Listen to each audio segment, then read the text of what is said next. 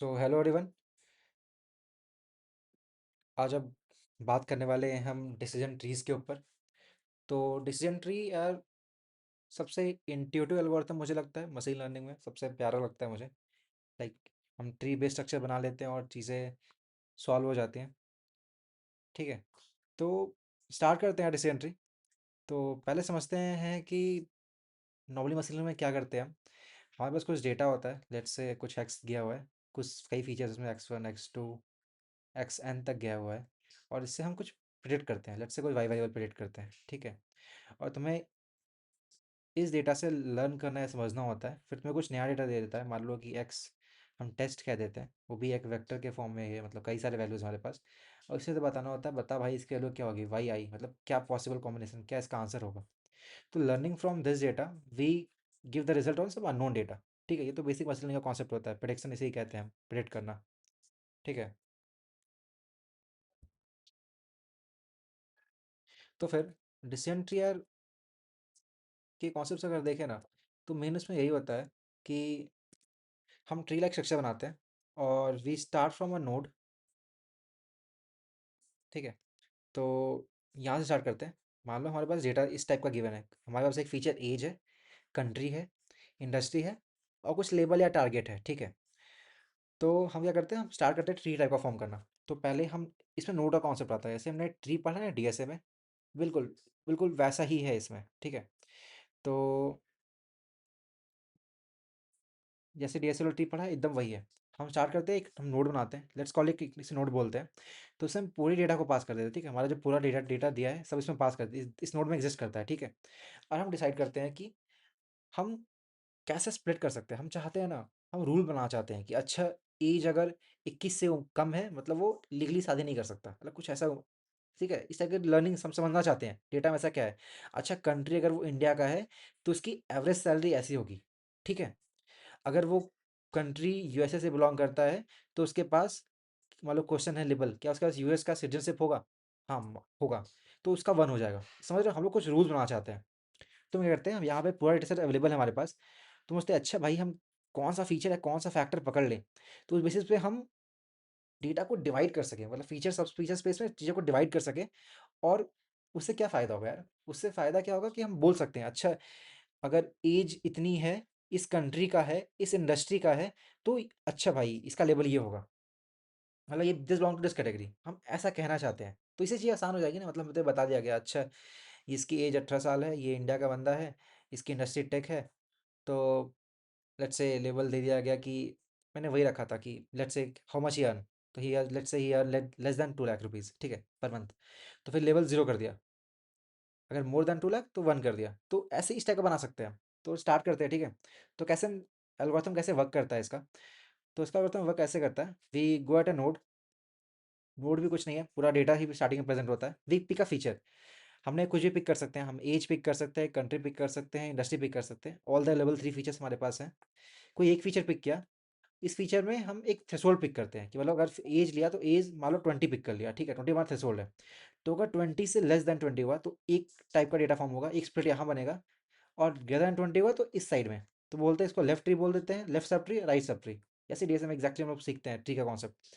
तो इसमें जो डेटा पॉइंट्स में एज 20 से बड़ा था वो डेटा इस तरफ आ जाएगा, और जिस डेटा में एज 20 से आता वो इस तरफ आ जाएगा। समझ, हम लोग डेटा को स्प्लिट कर दे रहे हैं, बोलो एक बेसिस पे। इसमें एज 20 हमने थ्रेशोल्ड रखा। फिर यहाँ हम पहुंचे, अच्छा फिर यहाँ ऐड किया, चलो कंट्री बेसिस पे करते हैं। कंट्री इंडिया है कि नहीं है, अगर इंडिया है तो इस तरफ डेटा पास कर दो, अगर नहीं है तो इस तरफ पास कर दो। सेम, मान लो इंडस्ट्री, मान लो हमारी साइड क्या इंडस्ट्री में कैसे करूंगा, टेक है कि नॉन टेक है। तो टेक है तो इस तरफ पास कर दो, और नॉन टेक है तो इस तरफ लगा दो। तो इससे फायदा क्या हुआ, यहाँ पे कुछ डेटा, यहाँ पे फुल डेटा था अपना। ठीक है ना, और यहाँ पे डेटा का अपना कुछ छोटा सा कैटेगरी ही बचा, बहुत स्मॉल कैटेगरी। और मान लो यहाँ जो कैटेगरी बचा ये इसमें सारे वन ही थे, या फिर सारे जीरो ही थे, या फिर मान लो वन जीरो का मिक्स था, या फिर ऑल वन था। तो directly on based of these rules, मतलब जो हमने डिसाइड किया क्या फीचर क्या इस तरह का है, हम बता सकते हैं अच्छा भाई इसका रिजल्ट क्या होगा। यही तो बताना है मशीन में, क्या करते हैं हम बता, फाइनली कुछ प्रेडिक्ट करना होता है हमें, मतलब इस तरह के प्रॉब्लम्स में। तो हम बता सकते हैं बेस्ड ऑन द रूल, अच्छा एज इसका 20 से कम है, कंट्री इसकी इंडिया है, तो ये इसका लेवल वन होगा। समझ रहे हैं यहाँ पे, अगर एज इसकी ग्रेटर देन 20 है, इस तरफ आया, इंडस्ट्रीज का टेक है तो इस तरफ आ गया। अच्छा, यहाँ पे दोनों बिलोंग करते हैं, अभी 0 1 दोनों का डेटा है तो हम नहीं कह सकते अभी। ठीक है, मान लो फीचर हमारा अभी एज है, ठीक है, एज ग्रेटर देन 20, हम इस तरफ आ गए। फिर हमने बोला अच्छा बंदा, ये नॉन टेक का बंदा है, इस तरफ आ गया। अच्छा मान लो इसमें सब वन आ रहे थे, वन तरह के लेवल्स आ रहे थे। ओके, तो इस तरह का बंदा अगर आए तो इसको हम वन बोल देंगे। तो बस बहुत सिंपल है, मतलब हम रूल्स टाइप का बनाते हैं, मतलब हम कोई फीचर पिक किया, एक थ्रेशोल्ड होता है इससे ज़्यादा कम, या फिर नॉट इक्वल टू इस तरह का बना सकते हो। तो हम डेटा को ही डिवाइड कर रहे हैं, और उसमें हम लेबल्स को ऑब्जर्व करते जा रहे हैं। जहाँ कोई नोड मिला, जब प्योर नोड मतलब सारे सेम तरह के लेबल्स हो गए, तो हम बोल सकते हैं अच्छा भाई ये तो इस लेवल का ही बिलोंग करेगा। तो ऐसे हम सीखते हैं डिसीजन ट्री में। ये बात समझ पा रहे हो क्या?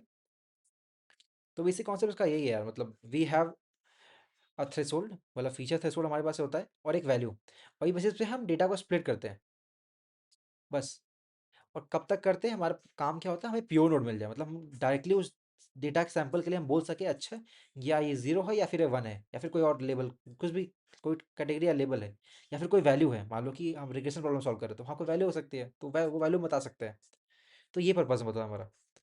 तो वही सेम बात हम क्या करते हैं, किसी भी नोड के लिए, कोई एक नोड है, तो हम सारे फीचर सेट में चेक करते हैं, मतलब सारे फीचर्स, देखिए यहाँ पे 3 फीचर्स था, तो फॉर ऑल 3 फीचर्स हम ये चीज़ चेक करेंगे कि हम कैसे स्प्लिट कर सकते हैं। ठीक है, हम यहाँ के डाटा स्प्लिट ही तो कर रहे हैं, तोड़ ही तो रहे हैं। फुल डेटा है, इसको तोड़ दिया, कुछ डेटा का ये पार्ट हो गया, ये डेटा का पार्ट हो गया, फिर तोड़ दिया कुछ डेटा, फिर तोड़ दिया ये डेटा। तो सवाल उठता है कि तोड़ना कैसे है भाई? तोड़ना मतलब वही जिससे फायदा मिले, जिससे हमें प्योर नोट्स मिल जाए, या फिर जिससे हम इफेक्टिवली बता पाएं अच्छा क्लियरली, अच्छा भाई ये तो जीरो लेवल है या फिर ये वन लेवल है। ठीक है, तो स्प्लिटिंग तो करते हैं, कोई फीचर पिक पिक करके स्प्लिट कर देते हैं, कोई भी थ्रेशोल्ड पिक करके स्प्लिट कर देते हैं। लेकिन स्प्लिट किस पे करें? कई कॉम्बिनेशन हो सकते हैं फीचर के, यहाँ भाई 3 फीचर यहाँ पे है, कई सारे थ्रेशोल्ड बन सकते हैं, कई सारे वैल्यू, मान लो एज की वैल्यू एक हो गई, 20 हो गई, 30 हो गई, 40 हो गई, 50 हो गई। तो मैं कहाँ स्प्लिट करूँ? मैं 21 पे स्प्लिट कर सकता हूँ कि 21 से बड़ा हो तो एक तरह का डेटा, 21 से छोटा हो एक तरह का डेटा।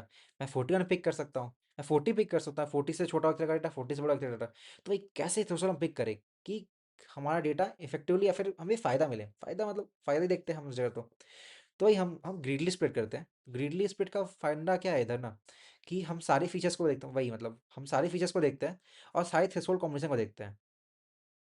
मैं बताता हूँ थ्रेशोल्ड कॉम्बिनेशन क्या हो गया, मतलब मैं वही एग्जांपल लेता हूँ यहाँ पे। मान लो यहाँ पे 4 ही डेटा पॉइंट है, लेट्स से इसको इरेज कर देते हैं।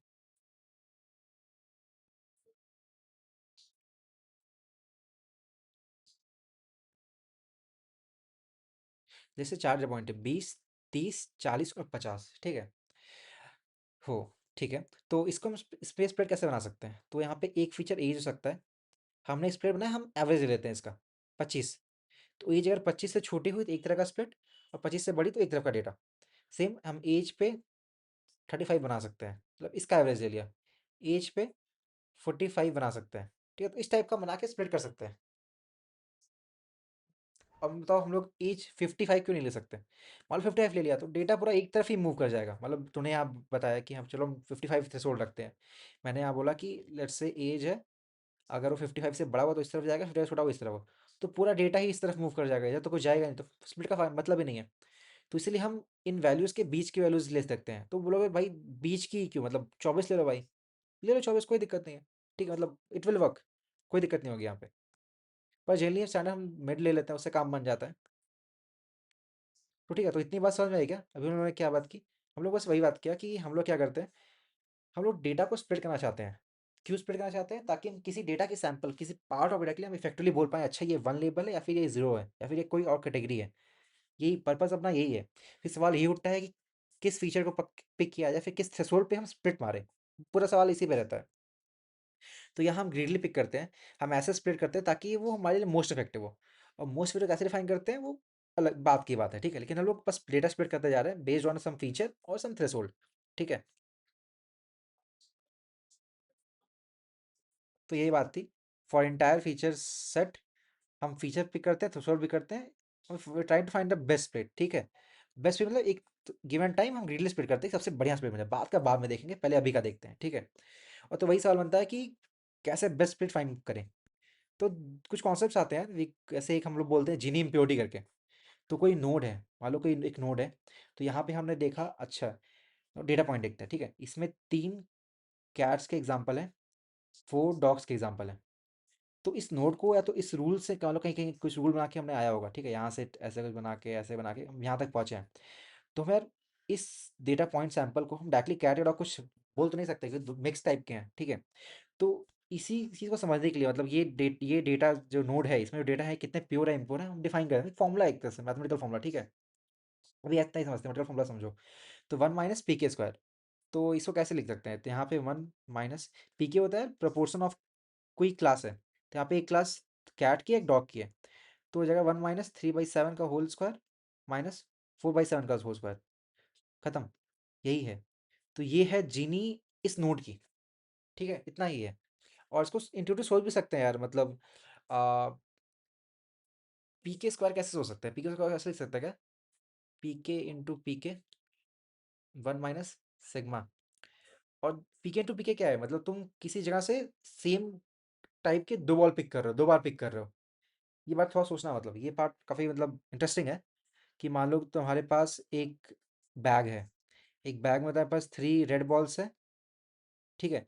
तो तुम दो बार पिक कर रहे हो, तो दोनों रेड करने की प्रोबेबिलिटी क्या होगी, मान लो 3 रेड है 7 ग्रीन है, तो तुम चाहते हो कि दोनों तुम रेड पिक कर लो, और रेड की प्रोबेबिलिटी है 3/10, तो 0.3 का स्क्वायर हो जाएगा, ठीक है। और ऐसी ग्रीन का क्या होगा 0.7 का स्क्वायर।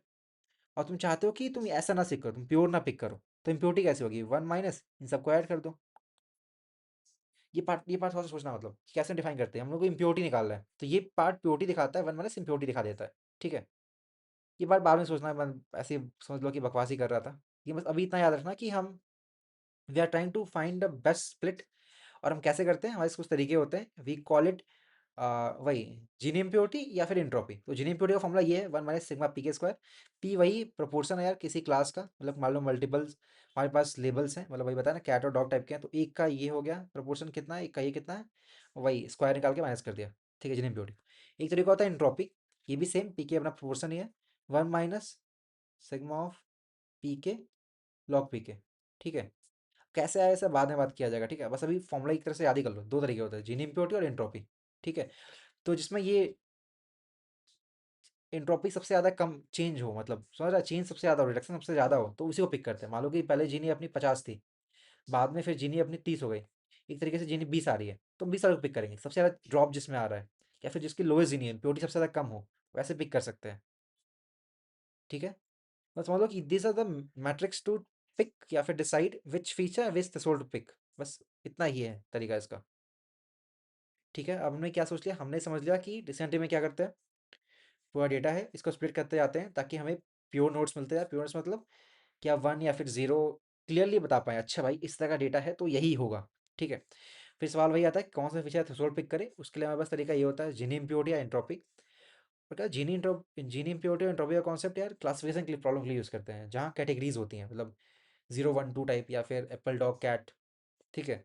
पर अगर रिग्रेशन टाइप की प्रॉब्लम्स है तो वहाँ मीन स्क्वायर एरर और वेरिएंस डिटेक्शन का कॉन्सेप्ट यूज़ करते हैं, ठीक है। इसको मैथमेटिकली बाद में देखा जाएगा, कोई और वीडियो बना दिया जाएगा, ठीक है। इसमें कैलकुलेशन भी चेक कर सकते हैं, मान लो कि ऐसा ये डेटा है तो इसको कैसे सॉल्व कर सकते हैं, ठीक है। बट अभी तो इतना समझना कि ये फाइंड करने के लिए बेस्ट स्प्लिट क्या है, वी हैव टू मेथड्स जिन्हें पेयर टू एंट्रोपी, इसको यूज करके हम निकाल लेते हैं, ठीक है। बेस्ट स्प्लिट ऐसे निकल जाएगा, तो ठीक है। हम क्या कर सकते हैं, हम ट्री फॉर्म कर सकते हैं, ट्री बनाते हैं हम we pick some feature threshold, हम सारी कॉम्बिनेशन चेक करते हैं, इन ऑल द कॉम्बिनेशन जो हमें बेस्ट स्प्लिट देता है वो हम पिक करते हैं ग्रिडली, मतलब अभी देखते हैं, बाद का बाद में देखेंगे। और कैसे डिसाइड करते हैं कौन सा बेस्ट स्प्लिट है, यूजिंग जीनी प्योरिटी और एंट्रोपी, ठीक है। अब सवाल आता है कि कैन डिसीजन ट्रीज ओवरफिट, भाई ओवरफिट क्या होता है भाई। तो ओवरफिट का यार लिखा हुआ था, बहुत प्यारा चीज़ है। Think of it like rote learning, मतलब तुम याद कर ले रहे हो, एकदम रट ले रहे हो, मतलब जो लिखा है वही याद कर ले रहे हो। मतलब लेट्स से मैंने कहा कि ये एक लाइन है, तो तूने कहा कि अच्छा इसको याद कर ले, अच्छा यही लाइन है। फिर तुमसे कोई और बंदा आके पूछा क्या भाई मुझे ये बता कि ये एक लाइन है जस्ट थोड़ी सी बड़ी है, बोला कि नहीं भाई ये तो लाइन नहीं है, ये तो एग्जैक्टली सेम नहीं है, थोड़ा सा टेढ़ा मेढ़ा है। तो ये समझ रहे हो, तुम रट लेते हैं, मतलब बिल्कुल चेंज एक्सेप्ट ही नहीं करेंगे, ऐसी बात हो जाती है। तो ये नहीं करना है, हमें इस चीज़ों को समझना पड़ेगा, अदरवाइज दिक्कत हो जाएगा, ठीक है। तो सवाल ये है कैन डिसेंट इज ओवरफिट, तो ओवरफिट मतलब वही होता है यार, रट ले रहे हो चीज़ें, समझ नहीं रहे हो, मतलब ट्रू सिग्नल्स फाइंड नहीं करते, हम नॉइज से याद कर लेते हैं। और एमएल के टर्म्स में कैसे डिफाइन करते हैं ना हम लोग, कैसे बोलते हैं, तो मॉडल अगर नॉइज़ लर्न कर लेता है ट्रेनिंग डेटा सेट में, नॉइज़ मतलब जो चीज़ मैं नहीं समझनी थी वो समझ लिया। मैंने मतलब मान लो कि कैट और डॉग का एग्जांपल ले रहा हूँ और वो नंबर ऑफ हेयर्स काउंट कर लिया भाई, उसके कितने बाल हैं। तो इसका मतलब क्या है, मतलब उल्टा पुल्टा कुछ चीज़ नॉइज़ करने लगने लग गया, ठीक है। या फिर बैकग्राउंड तो बना रहा है इमेज क्लासिफिकेशन प्रॉब्लम कैट और डॉग का, और वो बैकग्राउंड में देख रहा है, बैकग्राउंड में एक बल्ब जल रहा है, उससे वो सीख लिया अच्छा बल्ब है तो कैट होगा, नहीं है तो डॉग होगा। तो ये तो बेवकूफ़ी हो गई ना। तो इसका मतलब यही हो गया। तो हमें ट्रू सिग्नल्स के अलावा अगर हम कुछ और नॉइज़ से करना स्टार्ट कर जाते हैं, तो बोलते हैं कि मॉडल हैज़ ओवरफिट, ज़्यादा याद कर लिया भाई, इतना नहीं करना है हमें, ठीक है। तो इसको मशीन लर्निंग टर्म्स में कैसे बोलते हैं?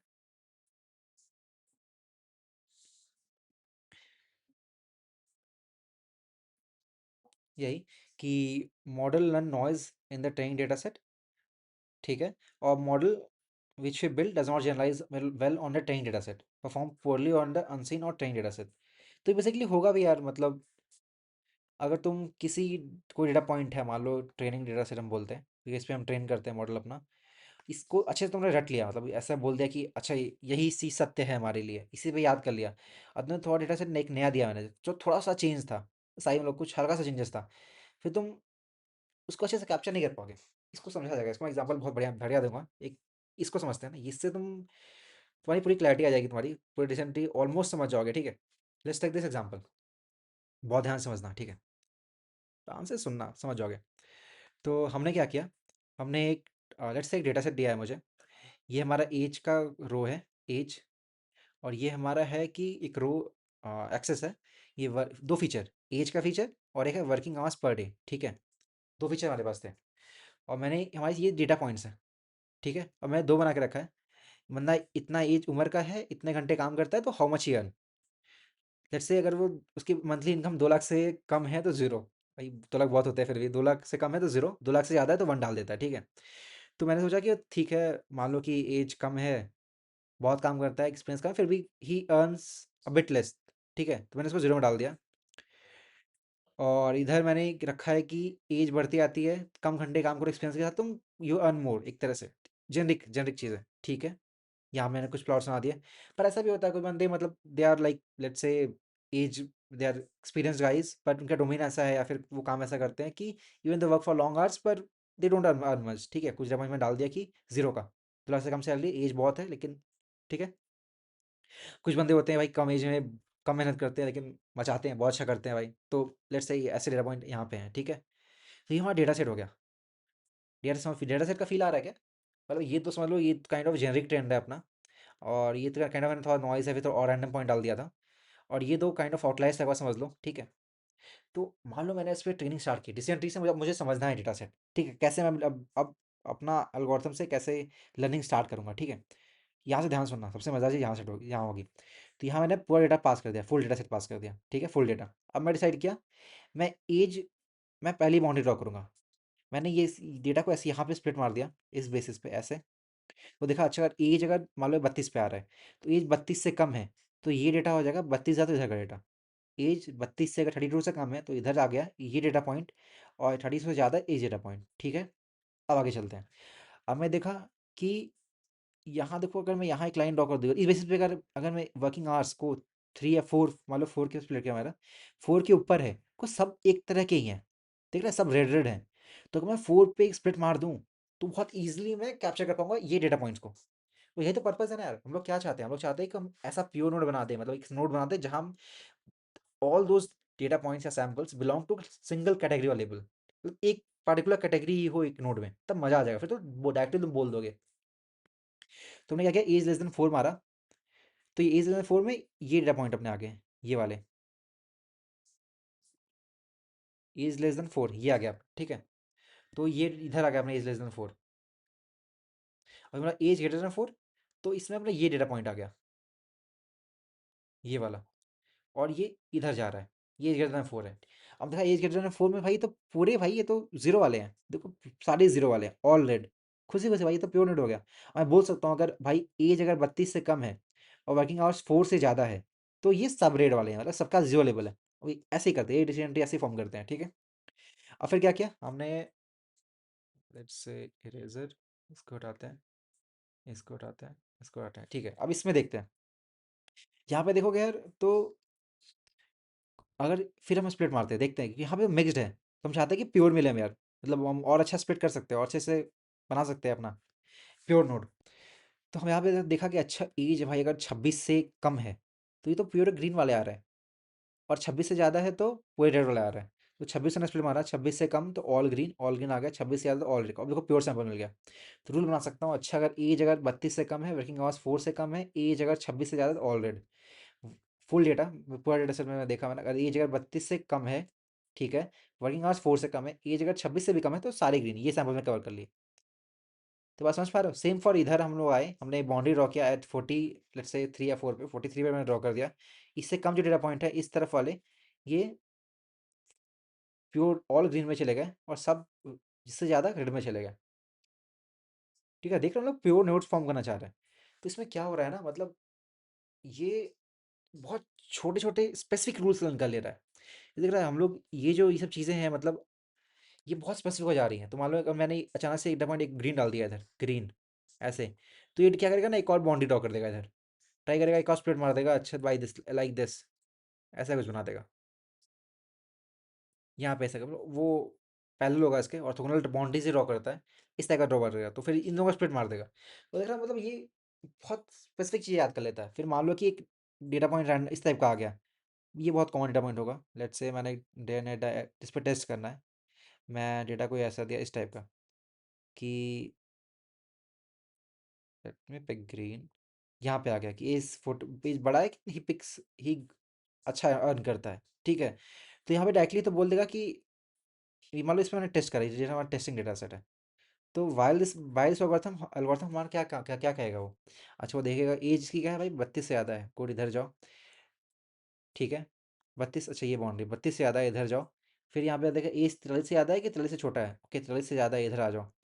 फिर इधर आ गया, ऑल रेड में आ गया, तो मतलब ये चीज़ ऑल रेड, मतलब ये जीरो लेवल दे देगा इसको, पर ये तो 1 है।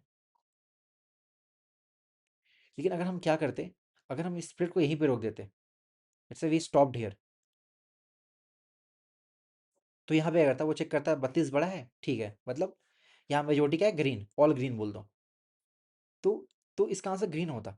ये बात बहुत स्पेसिफिक था, बहुत मस्त चीज़ है ये, मतलब ये हम जैसे जैसे नंबर ऑफ लेफ्ट बढ़ाते जाते हैं तो बहुत स्पेसिफिक स्प्लिट बनते आते हैं। तो इससे क्या होता है, वो डेटा में नॉइज भी लर्न करने चला जाता है, तो इससे डेटा क्या कहते हैं, मॉडल हमारा ओवरफिट कर जाता है। तो हम ये नहीं चाहते, तो इसको कैसे रोक सकते हैं? तो यही होता है कि हम चाहते हैं कि एक तरीका वही है कि स्प्लिट कम करो, मतलब पहले ही रोक दो, डेप्थ कम करो। वो नीचे देखो बहुत स्पेसिफिक रूल बन रहा है, अगर मैं इसको यहीं पे रोक देता, लेट्स से ये वाला नोट्स यहीं पे रोक देता, लेस देन 4 मतलब ये पूरा ज़्यादा ग्रीन है, ग्रीन बोल दो, ठीक है। तो हमारा मे बी हम थोड़ा बहुत फॉल्स हो जाएं, लेकिन हमारा डेटा जो होगा वो थोड़ा मतलब मॉडल थोड़ा जेनरिक होगा, मतलब it will perform better on unseen data. तो थोड़ा कॉन्सेप्ट यही होता है। फिर से इस बात को समझना, ठीक ना, जैसे जैसे हम डेप्थ बढ़ाते आते हैं या फिर और डेप्थ ही कैसे देखो यहाँ बहुत प्यारा होता है, ठीक है, तो बहुत स्पेसिफिक स्पेसिफिक स्प्लिट बनते हैं।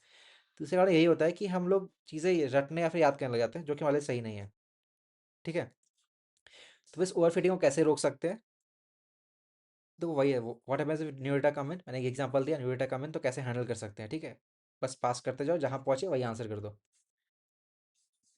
How can we solve this overfitting? तो उस हम टेक्निक बोलते हैं प्रूनिंग। प्रूनिंग जैसे पेड़ वेड़ काटते हैं ना, प्रून करके साइज करते हैं, वैसे ही बस प्रूनिंग, ट्री को तुम कटिंग वटिंग कर रहे हो। ये होता है एक मेथड, पैरामीटर होता है मॉडल में ही, मैक्सिमम डेप्थ, तुम डेप्थ कंट्रोल कर रहे हो, अच्छा भाई हाइट ऑफ द ट्री 2 ही रखो, मतलब 1 2 यहीं तक रोक दो और आगे जाओ ही मत, ठीक है। ऐसे ही मिनिमम सैंपल स्प्लिट, मतलब एक स्प्लिट करने के लिए किसी नोड में कितने सैंपल्स होने चाहिए, मतलब मान लो कि यहाँ पे देखा कि 10 डेटा पॉइंट है, तो उन्होंने बोला कि भाई मेरे को 20 चाहिए, 20 से कम हो स्प्लिट ही नहीं करूँगा, वहीं रोक दूंगा मैं, ठीक है। यानी यहाँ वाले हाथ डिसाइड किया होता है कि 3 डेटा पॉइंट है तो स्प्लिट नहीं करूँगा, तो ये चीज़ यहीं पे रुक जाती, इससे नीचे नहीं जाती, क्योंकि 3 है, 3 से कम में स्प्लिट नहीं कर सकता, 3 में स्प्लिट नहीं कर सकते, वी नीड 4 या 5, तो ये रुक जाता है यहाँ पे, ठीक है। तो हम लोग शॉर्टन कर रहे हैं, मतलब प्रूनिंग कर रहे हैं। और मिनिमम सैंपल लीफ, मतलब एक लीफ में कितने सैंपल कम से कम होने ही चाहिए, ये ऐसा कॉन्सेप्ट हो गया। और एक सीसीपी अल्फा होता है, इससे बोलते हैं कॉस्ट कॉम्प्लेक्सिटी प्रूनिंग स्ट्रेंथ। तो ये भी एक कॉम्प्लेक्सिटी पेनलाइज ही करता है, मतलब चाहता है कि सिंपल नोड्स बने, हमारे सिंपल ट्री बने, ठीक है। तो इससे भी ओवर फिटिंग कम होती है। तो कुछ आइडिया लगा क्या करना है क्या? तो डिसीजन ट्री सिंपल वही है यार, मतलब हम ट्री बेस्ड स्ट्रक्चर बनाते हैं, वी पिक अ फीचर और थ्रेशोल्ड, उस पर हम स्प्लिट करते जाते हैं। हम चाहते हैं कि हमें प्योर नोड्स मिले, प्योर नोड्स हमारे अच्छा होता है क्योंकि वो उस डेटा पॉइंट या सैंपल के लिए हम अच्छे से बता सकते हैं कि अच्छा ये 0 ही है, ये 1 ही है, या तो फिर इसका प्राइस इस चीज़ का 100 रुपये ही है, मतलब हम we can be more confident, हम अच्छे से बता सकते हैं। और हम रूल्स बनाते आते हैं, ये रूल्स ही तो है यार, इफ एल्स टाइप का सिस्टम तो बनाते हैं, ठीक है। पर इसकी प्रॉब्लम क्या आती है कि ये कभी कभी ये ओवरफिट करता ही करता है, ऑलवेज ओवरफिट, ठीक है। तो इसको कैसे हैंडल करते हैं, हम प्रूनिंग के टेक्निक्स होते हैं उसको लगाते हैं, ठीक है, ये सब चीज़ें लगाते हैं। इससे हम ओवरफिटिंग रोक सकते हैं। और क्या बताया कि हम कैसे डिसाइड करिए कौन सा फीचर या फिर कौन सा थ्रेशोल्ड पिक करें फर्स्ट स्प्लिटिंग। तो ये सब कॉन्सेप्ट आते हैं यार, जीनी इम्प्योरिटी का, एंट्रोपी का। तो ये सब मैथड फॉर्मूला इसको यूज़ करके हम निकाल सकते हैं, ठीक है। और एक्चुअली निकालते कैसे हैं, तो हम पेरेंट माइनस वेटेड चाइल्ड करते हैं, बहुत छोटा सा देखते हैं इसको, ठीक है। फिर will wrap this up. Let's say कोई नोड है, ठीक है, और इससे लेफ्ट ट्री बना, लेफ्ट सब ट्री और राइट सब ट्री बना, ठीक है। तो हम क्या करते हैं, वही लिखते हैं, Gini of, let's say we call it parent node, ठीक है। तो Gini of parent minus weighted, मान लो यहाँ पे सैंपल्स टोटल n सैंपल्स थे, इसमें इधर एन लेफ्ट हो गया, एन एल बोल देते हैं, एन राइट बोल देते हैं, इसको एन टी बोल देते हैं, ठीक है, टोटल। तो क्या होगा, N left minus N total, ये रेशियो हो गया, minus Gini of left tree plus N right by N total into Gini of right. इसको भी याद करने की तरह मत सोचना, बहुत ईजी है, तो मैं अभी बस मैं टर्म्स बोल दिया याद, इसलिए अजीब लग रहा होगा, बहुत सिंपल है ये। हमने क्या किया, पेरेंट माइनस वेटेड चाइल्ड, ये हमारा पेरेंट का जीनी था माइनस वेट, ये चाइल्ड, चाइल्ड नोड का वेटेड, जिस सैंपल में रेशियो है, N L by L T मार दिया, N L by L T, N L by N T, ठीक है। तो यही देखते हैं हम। तो इसे हम रिडक्शन बोलते हैं, reduction in Gini. Original parent का जीनी कितना है, बाद का जीनी कितना है, तो ये पेरेंट माइनस वेटेड चाइल्ड। तो इसमें जितना सबसे ज़्यादा रिडक्शन होता है, तो उसे से हम डिसाइड करते हैं अच्छा ये हमारे बेस्ट फिट है। तो हमारे पास 3 फीचर है, कई थ्रेशोल्ड्स हैं, सब पे चेक करेंगे हम, जिस पे सबसे बढ़िया रिडक्शन आएगा जीनी का, उसे हम पिक कर लें, बस इतना ही है। तो क्या क्या कॉन्सेप्ट है, फिर से एक बार रिवाइज कर लेते हैं। डिसेंट्री में हमने क्या किया, हमने ट्री लाइक स्ट्रक्चर फॉर्म किया, जहाँ पे हम कोई भी स्टार्टिंग फुल डेटा सेट था, इसको हम डेटा को स्प्लिट करते आते हैं, क्यों करते हैं, ताकि हम प्योर नोड मिल जाए, सब चीज़ें अच्छी, मतलब इस तरह के डेटा को मैं देख के बोल सकूँ अच्छा भाई तू तो कैट ही है, तेरी सैलरी तो इतनी ही है, तू इसी कंट्री से बिलोंग करता है, कुछ भी, मतलब we can say something about that, ठीक है। क्लियरली जितना अच्छा बोल सको उतना तो बढ़िया है हमारे लिए यार। और कैसे स्प्लिट मारते हैं, हम सारे फीचर के कॉम्बिनेशन को चेक करते हैं, और जिसपे सारे फीचर और थ्रेशोल्ड कॉम्बिनेशन चेक करते हैं, जिसपे बेस्ट रिडक्शन इन जीनी मिले या फिर एंट्रोपी मिले, उसको पिक कर सकते हैं, ठीक है, उसी को पिक करते हैं, बेस्ट फिट हम पिक करते हैं। ऐसे करते जाते हैं, करते जाते हैं, जब तक हमें प्योर नोड ना मिल जाए, ये डिसेंट कॉन्सेप्ट है। पर प्योर ऐसा करने से हम मॉडल हमारा ओवरफिट कर जाता है, उसको रोकने के हमारे पास प्रूनिंग मेथड्स हैं। प्रूनिंग मेथड्स कौन कौन से हमने बात किया था, तो ये सब हमारी प्रूनिंग टेक्निक्स हैं, ठीक है। अभी जाने की जरूरत नहीं है, तुम करोगे तो सीख जाओगे चीज़ें यार, ठीक है। तो फंडा बेसिकली इतना ही है। ऐसे हम ट्री फॉर्म कर लेते हैं, टेस्टिंग के लिए कोई डेटा पॉइंट है तो देखो किस कहाँ बिलोंग करता है, रूल बनाओ, नीचे जिस लीफ में पहुंचे वहीं से पेड कर दो, ठीक है। और अगर मैं दो ये भी डाल दूंगा, मतलब कि जीएफजी का एक ट्यूटोरियल है कि how do can we do decision tree for classification, मुझे लग रहा है ये उसी लिए है। और एक रिग्रेशन के लिए भी एक है, ठीक है, बस एक बार रीड करना अच्छा लगेगा, क्योंकि बढ़िया चीज़ है भाई, मस्त चीज़ है, ठीक है। फिर आज के लिए इतना ही है, बहुत बातें कर ली, बहुत कुछ ज़्यादा ही बोल दिया, ठीक है। अगर अगर कुछ डाउट है, मैंने जो बोला है, अगर कमेंट कर देना, क्योंकि सही है, रिसेंटली में मेनली इतना ही है, ठीक है। और जो डाउट है यार, गूगल चैट जीपीटी सब में आ देना, या फिर कमेंट भी कर देना, ठीक है। और बस समझ लेना चीज़ कि बहुत इंपॉर्टेंट है यार, इसी पे बिल्ड होता है, डिसीजन ट्री के बाद आता है रैंडम फॉरेस्ट, फिर बूस्टिंग एल्गोरिथम, तो सब कुछ इसी पे बिल्ड है। तो इसके बिना नहीं मजा आएगा, ठीक है। ठीक है, फिर बाय बाय यार, बाय बाय।